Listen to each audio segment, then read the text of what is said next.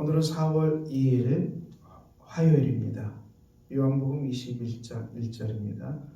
그 후에 예수께서 디베라호스에서 또 제자들에게 자기를 나타내셨으니 나타내신 일은 이러하니라. 예수 그리스도께서 존재 삶 안에 부활하셔서 제자들을 찾아가십니다. 제자들을 만나는 장면이죠. 오늘도 디베라호스에서 제자들을 만났습니다.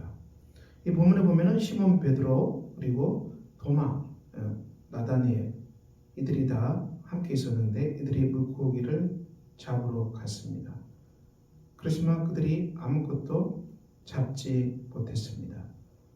예수 그리스도를 따르는 제자들이죠. 이들은 사도입니다. 이들은 복음을 전파해야 되는 중요한 사람들입니다. 그리스도께서 부활하시고 제자들을 찾아가셨는데요. 그리스도께서는 십자가에 못 박혀서 죽임당하시고 그리고 부활하셔서 이제 제자들에게 오시는 장면인데 이 제자들이 생업으로 돌아갔다는 것은 무슨 말하겠습니까? 예수 그리스도의 사역이 다 끝났다고 생각한 것입니다. 이제 스승인 예수님을 따라다녔지만은 그 하나님 나라 사역이 이제 다 끝났고 더 이상 할 수가 없다. 이제는 이 주님을 따르는 일을 할 수가 없기 때문에 예전에 이 물고기 잡는 일로 제자들이 돌아갔죠. 하지만 물고기 잡는 일로 돌아갔지만 이들이 그 일을 기쁨으로 할 수 있었을까요? 전혀 그렇게 할 수가 없었을 겁니다. 본문에는 한 마리도 아무것도 잡지 못했다고 얘기합니다. 주님이 친히 오셔서 너에게 고기가 있냐? 없습니다.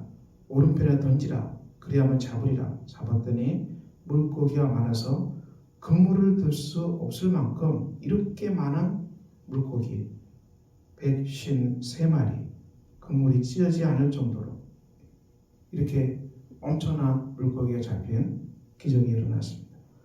이 본문 속에서 제자들은 예수님을 금방 알아봤습니다. 이 본문은 누가복음 5장이죠. 처음에 예수님의 시몬 베드로를 만났을 때 깊은 데로 가서 그물을 내려 고기를 잡으라.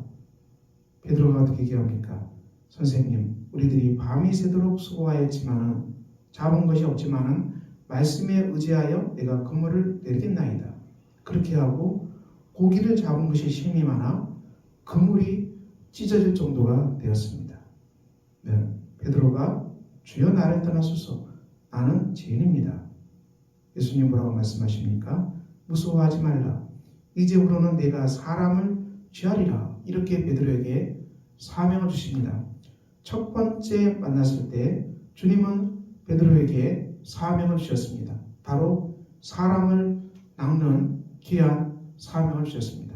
복음을 전파하고 영혼을 살려내는 이 귀한 사명을 베드로에게 주셨던 것이죠. 이 처음 만났던 그 밤에 일어났던 그 역사가 예수님은 이 부활하신 후에 다시 제자들에게 찾아가서 그 사역을 그대로 재현하고 계십니다. 다시 이들에게 사명을 주시는 그 장면이죠. 제자들은 여기서 다시 회복되고 있지요. 사랑하는 성도 여러분, 우리가 예수 그리스도를 믿고 죄 용서 받고 교회 공동체에서 함께 생활합니다.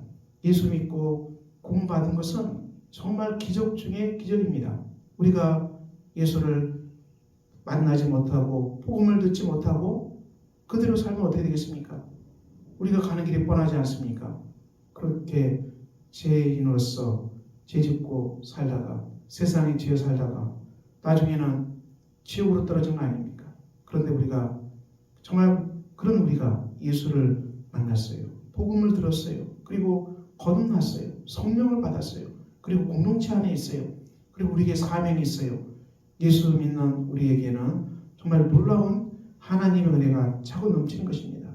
부활하신 후에 예수님은 제자들에 가서 그들을 다시 세우시고 다시 사명을 주고 계십니다.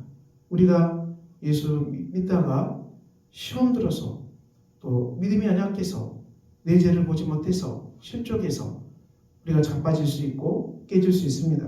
그렇지만 그것이 너무 오래 가면 안 돼요. 우리가 신앙이 시들어져 버리고 믿음도 시들어져서 기도도 안 하고 기도를 안 한 지가 너무 오래됐어요. 이거 어떻게 되겠습니까? 영적으로 죽어가는 거. 가물가물. 기도 주 앞에서 회복해야 되고 우리가 말씀 묵상하는 삶, 생명의 말씀, 광야에서 이스라엘 백성들은 날마다 만나를 먹어야 살았습니다. 우리가 생명의 말씀의 떡을 날마다 먹어야 살아갈 수 있지 않겠어요? 하루 세 끼는 꼬박꼬박 먹으면서 영적인 양식은 한 끼도 먹지 않으면 단 몇 분도 하나님 말씀 먹지 아니하면 우리가 어떻게 살겠어요? 그래서 기도하는 생활도 가물가물해지고 하나님 말씀 먹는 삶도 가물가물해지고 주일 예배 나오는 것도 이제 띄엄띄엄하고 그 신앙이 시들시들해지고 그래서 세상으로 나가버리면 어떻게 되겠어요?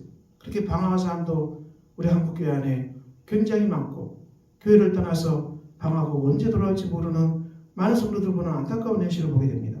주님은 말씀하셨어요. 너희는 세상의 빛과 소금이라 했어요. 만약 맛을 잃게 되면 밟힌다 했어요. 예수님은 포도나무 비유 속에서 포도나무인 예수 그리스도께 붙어져서 잘려나가면 가지가 떨어져 나가면 이들은 부살나서 태워버린다 했어요.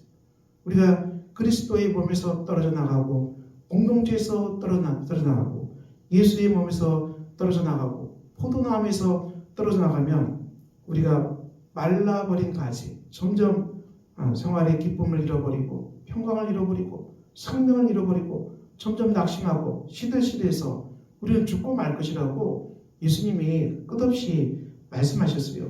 그러므로 사랑하는 성도 여러분, 우리가 이 제자들도 본문의 제자들도 십자가에 달린 그리스도 앞에서 부인하고 자기 생업으로 돌아가지만 부활하신 주님이 찾아오신 것입니다.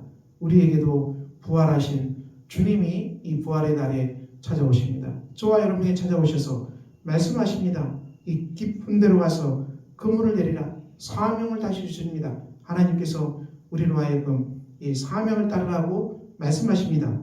그들이 베드로를 육지에 대고 모든 것을 버려두고 예수를 따랐다. 정말 귀한 말씀입니다. 모든 것을 버려두고 예수를 따랐다. 이것은 다 포기하고 수도원 생활하라는 그런 말씀이 아니죠. 이 말씀은 무엇을 말합니까? 우리에게 있는 이 모든 것들이 하나님 나라를 위해서 쓰임받는 도구가 되겠습니다.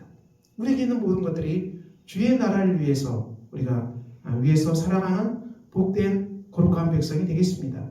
우리의 삶에 주어진 많은 이것들이 다 하나님 나라를 이루는 자원이 되고 우리 가정과 교회와 이 속에서 하나님 나라가 풍성하게 임하는데 쓰임받는 복된 도구가 반드시 될 것입니다.